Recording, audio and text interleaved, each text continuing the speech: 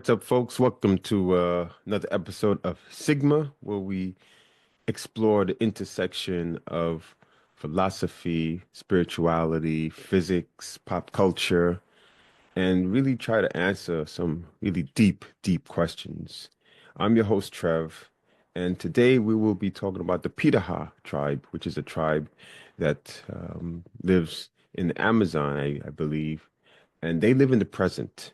So they don't think about heaven or hell or even what they have to eat next week. They only are concerned with the task in the here and now. And a missionary, Daniel Everett, went and visited this tribe, and there were all types of things that it made me think about in terms of spirituality and missionaries and colonization. So I'm going to share the video, and I'll meet you on the other side. As Everett immersed himself in their world, he had a profound realization. The Pirahã appear to live entirely in the present.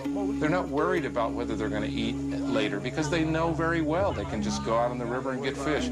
They let each activity be dictated by their needs of the moment rather than by their worries of the future or their knowledge of the past. They live in the present.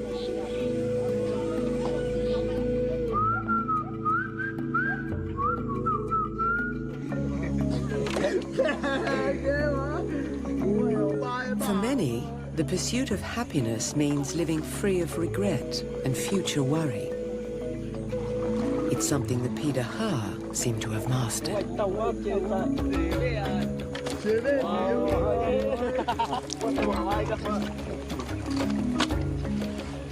When I'm around these people and I'm by myself with them and I talk to them, they're just so relaxed and so laid back and so hard to agitate and get excited or get worried. They just have so much to teach us about taking each day one day at a time.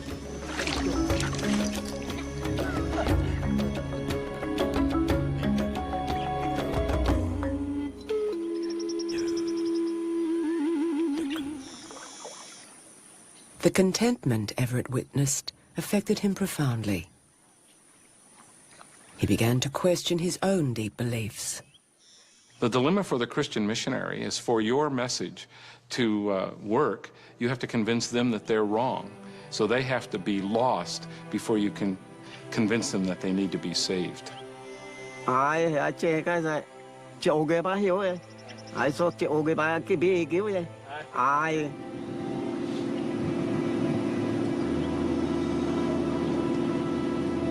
I eventually realized that the Pirahã are happy already. They don't believe in hell. They don't believe in heaven. So taking the message of God to the Pirahã is like taking ice to the Eskimos. So there you have it, the Pirahã, a tribe that lives in the present. And one of the things that were really cool that Daniel said was that, oh, let me stop that. Hold on. Still got one of the things that was really cool that Daniel said is that they have a lot to teach us. And that's something that I want to have as one of my major takeaways. This idea of imposing Western religion because we believe that the source of salvation comes from the Bible or the church or a few or a doctrine or a dogmatic perspective is one that for now I reject because I believe God is present everywhere. It's democratic to look to the stars and see God's hand. It's democratic to see when your neighbor's happy, to know that that is what sustainability is. Um, this tribe does not read. This tribe has never seen a Bible.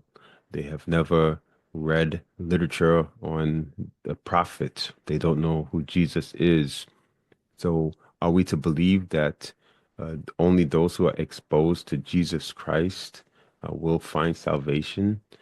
No, I reject that. I think that um, anything that we as people, humans, can think of that works, and for us, democracy is an idea that works more than authoritarianism or colonialism. Um, God figured it out.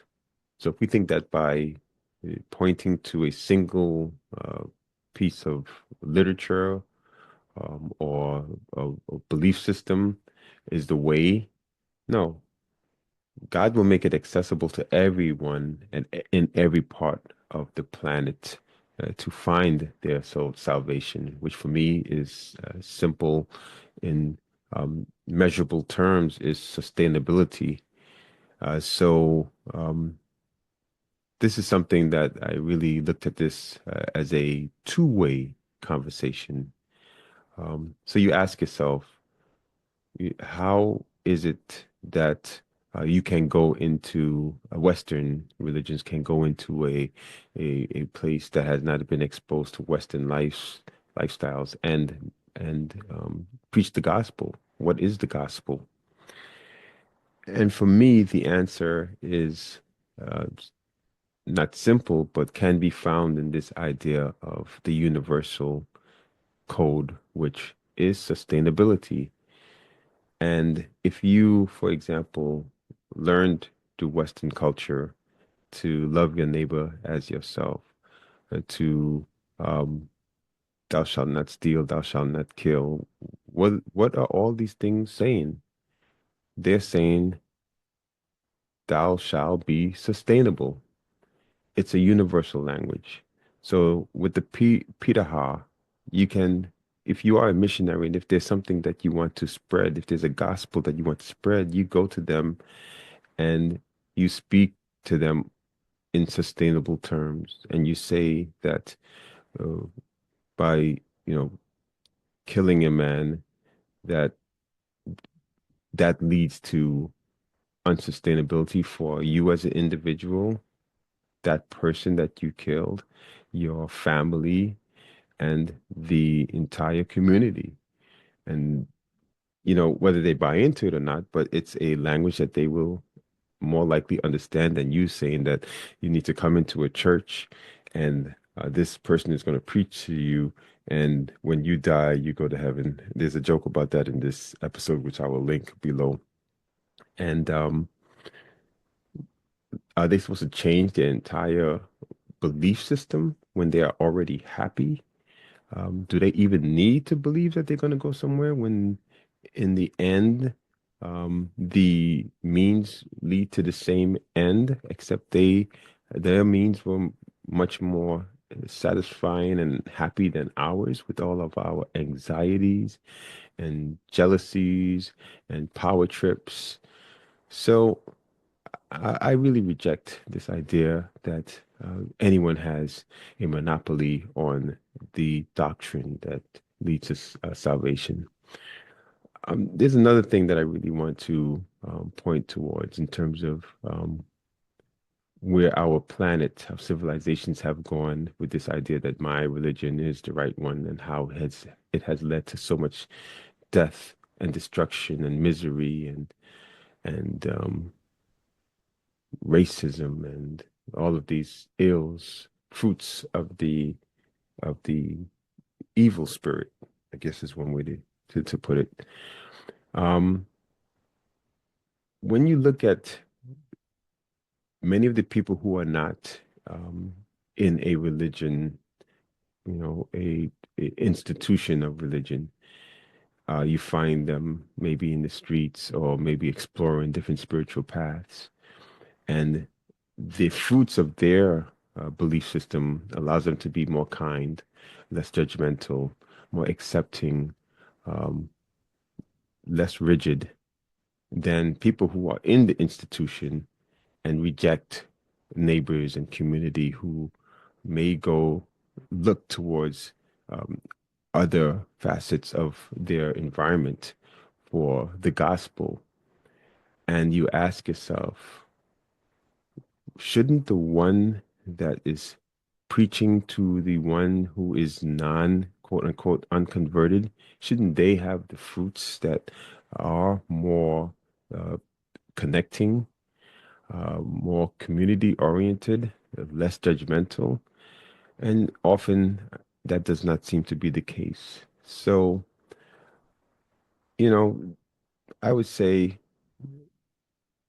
when you think about how we receive our message of salvation, and I believe that these messages are everywhere.